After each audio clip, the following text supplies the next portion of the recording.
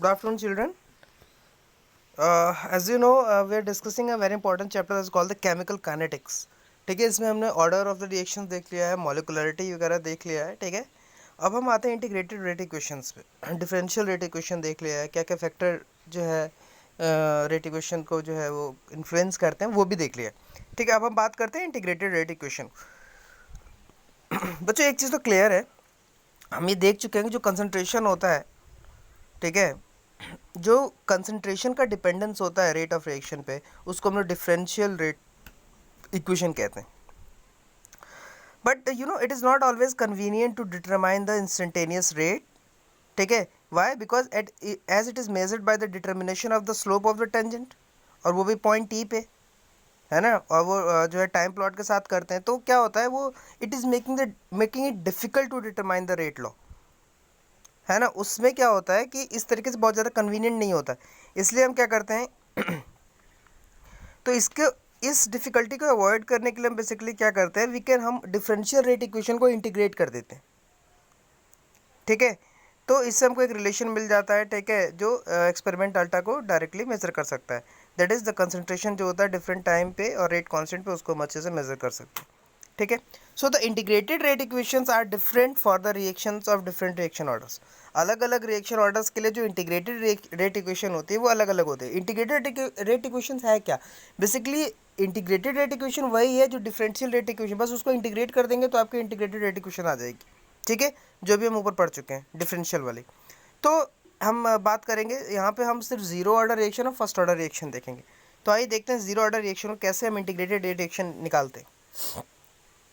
Zero order reaction means कि the rate of reaction is proportional to the zero power of the concentration of reactant.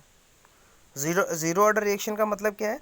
Zero order reaction means that the rate of reaction is proportional to the zero power of the concentration of the reactant.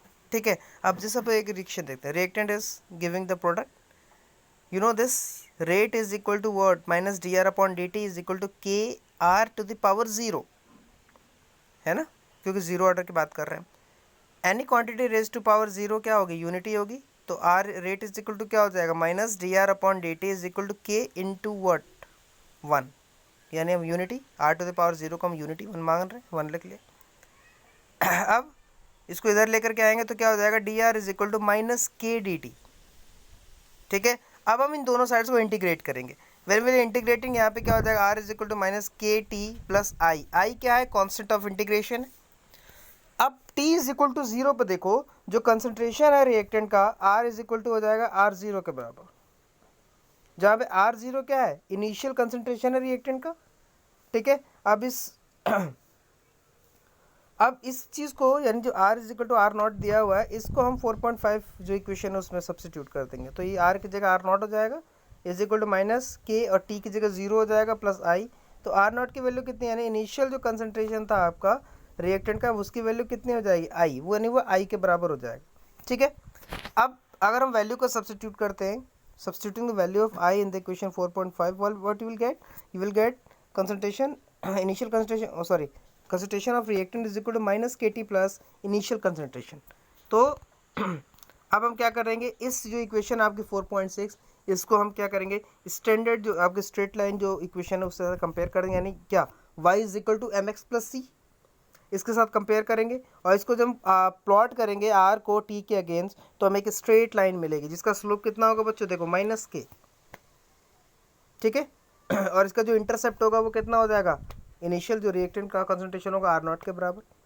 ठीक है, अब इस reaction को अगर further simplify करते हैं तो हमें रेट कांस्टेंट k मिल जाएगा. k इज इक्वल टू क्या हो जाएगा?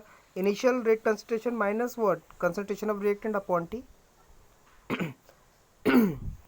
देखो बच्चों, जो आपकी जीरो ऑर्डर रिएक्शन है जनरली देखने को नहीं मिलती, है ना. ये कहाँ कहाँ देखने को मिलती है वो भी देख लीजिए, उसके एग्जांपल्स याद कर लीजिए. कुछ एंजाइम कैटलाइज्ड रिएक्शंस होते हैं, ठीक है, और ऐसे रिएक्शन जो मेटल सरफेस पे होते हैं, ठीक है, वो एग्जांपल होते हैं जीरो ऑर्डर रिएक्शंस की, जैसे डिकम्पोजिशन ऑफ गैसेस अमोनिया. ठीक है, जब गैसेस अमोनिया का हॉट प्लेटिनम सरफेस पे क्या करते हैं? डिकम्पोज करते हैं, तो ये आपके जीरो ऑर्डर रिएक्शन होते हैं, वो भी बहुत हाई प्रेशर पे किया जाता है. तो जैसे यहाँ पे इक्वेशन दी गई है, आप देख सकते हो कि 2H2NH3 gaseous gives you N2 + 3H2. अब इस रिएक्शन में क्या है बेसिकली, देखो in this reaction the platinum metal acts as the catalyst, है ना। इस रिएक्शन में क्या है, प्लेटिनम जो है आपके कैटलिस्ट की तरह काम कर रहा है, और हाई प्रेशर पे क्या होगा, जो मेटल्स जो सरफेस होगा वो सैचुरेटेड हो जाएगा गैस मॉलिक्यूल्स के साथ। तो क्या हो जाएगा, फर्दर जो चेंज होगा रिएक्शन में, ठीक है, रिएक्शन कंडीशन में वो क्या होगा, it is enable to alter the amount of ammonia on the surface of the catalyst. इससे क्या होगा, making the rate of reaction independent of it concentration. तो जो थर्मल इस तरीके से ये आप देख सकते हो यहाँ पे कैसे जो है आपका डिकम्पोज हो रहा है अमोनिया, ठीक है। तो थर्मल डिकम्पोजिशन ऐसा आएगा गोल्ड सरफेस पे, ये भी एक एग्जांपल है इसका जीरो ऑर्डर रिएक्शन, ठीक है। अब इसी चीज़ को हम देखते हैं, सेम वैसा ही है, बस फर्स्ट ऑर्डर रिएक्शन में हम देखो क्या करते हैं। अब ये अगर इस क्लास के जो रिएक्टेंट्स होते हैं, रिएक्शन जो होते हैं आपकी, इसमें जो रेट ऑफ रिएक्शन होता है ये प्रोपोर्शनल होता है किसके, फर्स्ट पावर ऑफ द, वहाँ जीरो पावर पे था, यहाँ फर्स्ट पावर हो जाएगा कंसंट्रेशन ऑफ रिएक्टेंट्स, ठीक है। R gives to what, P. अब rate is equal to what, minus D R upon D T is equal to K R, ठीक है। या इसको ऐसे भी लिख सकते हैं, D are upon are is equal to minus के डी टी। अब दोनों इक्वेशन को हम इंटीग्रेट कर देंगे, तो यहाँ क्या बच जाएगा, इंटीग्रेशन आर माइनस के t is equal to minus के टी प्लस आई। आई क्या है, ये कॉन्सेप्ट ऑफ इंटीग्रेशन है, और इसकी वैल्यू आप डिटरमाइन इजली नहीं कर सकते, सॉरी कर सकते हैं, है ना। Its value can be determine easily. अब देखो t is equal to zero पे, देखो t is equal to zero पे क्या, r is equal to are naught हो जाएगा, जहाँ पे आर नॉट क्या है, इनिशियल कंसंट्रेशन रिएक्टेंट का। देयरफॉर इक्वेशन 4.8 को हम ऐसे भी लिख सकते हैं, कैसे, integration r zero is equal to what, minus k into zero plus i, ठीक है। तो के और जीरो तो खत्म हो जाएगी वैल्यू, तो क्या बचेगा, integration r zero gives you y. तो यहाँ पे आप देख सकते हो कि इस तरीके से वैल्यू सब्स्टिट्यूट करके रीअरेंज करके आप निकाल सकते हो, integration R is equal to minus के T plus integration are naught. दोनों को रीअरेंज कर लेंगे, you will get the value integration R upon R naught is equal to what, minus के टी।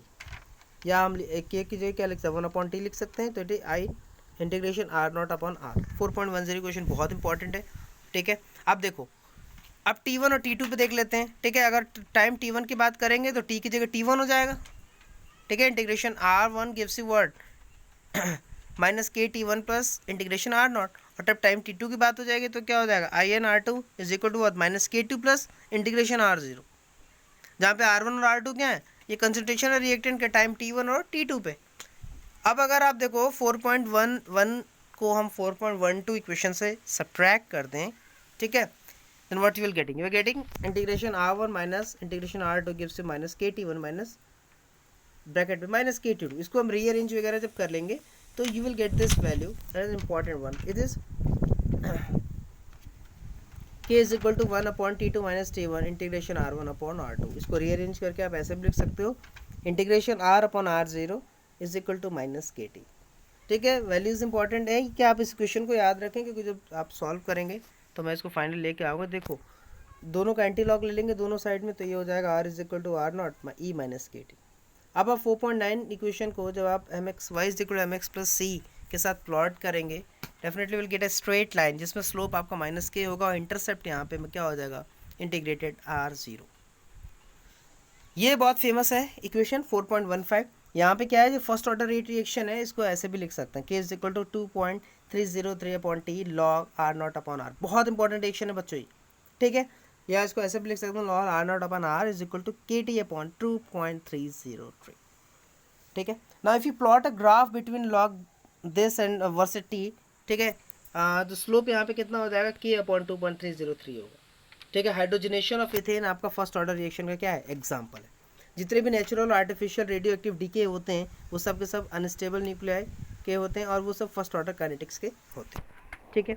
यहाँ पे देख सकते हैं आपको स्लोप दिया हुआ, ये जो प्लॉट है आपका ये क्या है, ये इंटीग्रेटेड आर और टी के बीच का है फर्स्ट ऑर्डर, और ये क्या है, log r not upon r और टाइम के बीच का ग्राफ, ठीक है।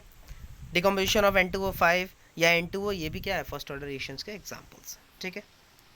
सिंपली एग्जाम्पल दिया हुआ है इसमें, बस आपको वैल्यूज पुट करने हैं to get the answers.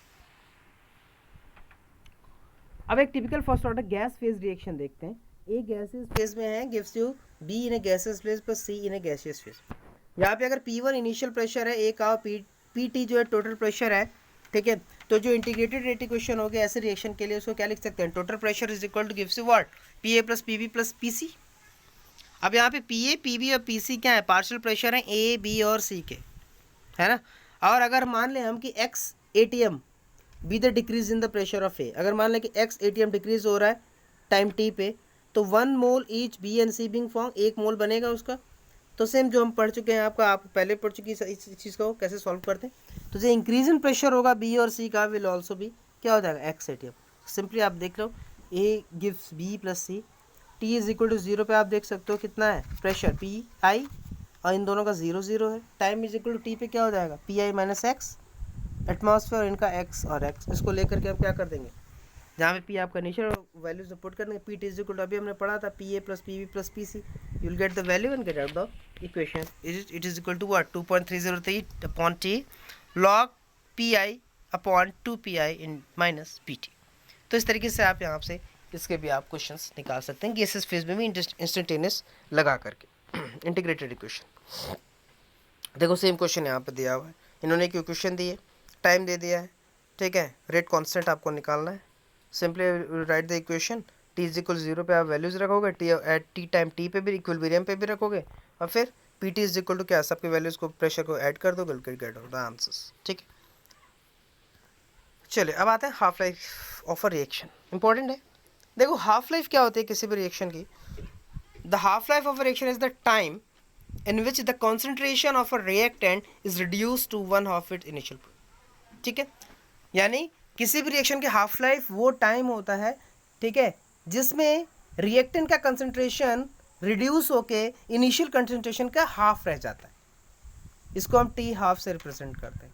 Zero order reaction के लिए k for example k is equal to are not minus r is upon t है ना, तो टी की जगह हम t upon t 1/2 t half रख देंगे, ठीक है, और वैल्यूज़ आपकी जो है रीअरेंज हो जाएंगी, यानी r is equal to half r naught. ठीक है, यहाँ पे जो रेट कांस्टेंट होगा टी हाफ वो इस तरह का हो जाएगा। इक्वेशंस आपको बेसिकली क्या कर लेना है, याद कर लेना है। ठीक है, is equal to K R not minus 1/2 R not upon T half, या T half is equal to are not upon 2 K. इस तरह आप वैल्यूज़ क्या कर सकते हो, रख सकते हो। तो यहाँ से एक चीज़ तो क्लियर हो रही है कि आपका जो टी हाफ है ना, जीरो ऑर्डर रिएक्शन के लिए क्या है, वो डायरेक्टली प्रोपोर्शनल है इनिशियल कंसंट्रेशन के, है कि नहीं।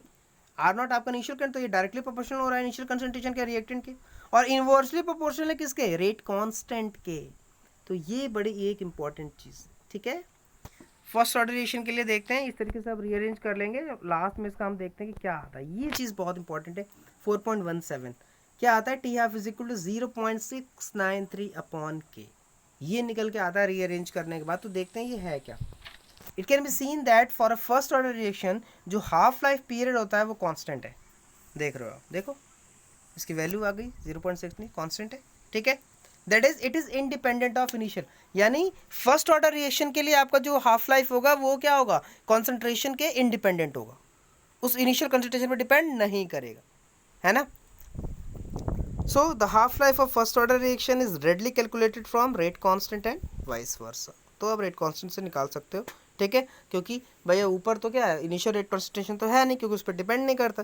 ठीक है, तो यहाँ से ये चीज़ क्लियर हुई, ये दो लाइन इंपॉर्टेंट है क्या, कि for zero order reaction t half is directly proportional to initial concentration, whereas for the first order reaction t half is independent of initial rate concentration. तो ये बात हो गई आपकी हाफ लाइफ की। यहाँ पे जो है ईजी दिया हुआ, आप वैल्यूज पुट करके यहाँ पे फर्स्ट ऑर्डर रिएक्शन के एग्जाम्पल से आंसर निकाल सकते हैं। ठीक है, तो ये बात हो गई आज इंपॉर्टेंट 2-3 टॉपिक मैंने डिस्कस किए। मिलते हैं फिर नेक्स्ट लेक्चर में, तब तक आप लोग क्वेश्चन जरूर सॉल्व करते रहिए, मैं इसलिए टाइम दे रहा हूँ। ठीक है, जिससे बेसिकली जो पुराना जो पढ़ा है उसको आप रिवाइज करें और एनसीईआरटी के क्वेश्चन कॉपीज़ में सॉल्व करते रहें। ठीक है ना, सिर्फ ऐसा नहीं कि बस हम लोग पढ़ते चले जाएँ, क्योंकि 4th लेसन नियरली ख़त्म होने वाला, 7-8 चैप्टर है, ख़त्म हो जाएगा 1-2 महीने में। सो इट्स बेटर कि आप इन 4 चीज़ों को न्यूमेरिकल सॉल्व करते रहें सारे एनसीईआरटीज़ के, और साथ में रिवाइज करते हैं। दैट इज, क्योंकि जो भी UT1 होगा आपको उसमें मेनली हार्डली 3 चैप्टर आएंगे, इससे ज़्यादा नहीं आने वाले। ठीक है, तो गो थ्रू दैट, ठीक है, revise and do the NCERT questions. ठीक है, ओके, टेक केयर।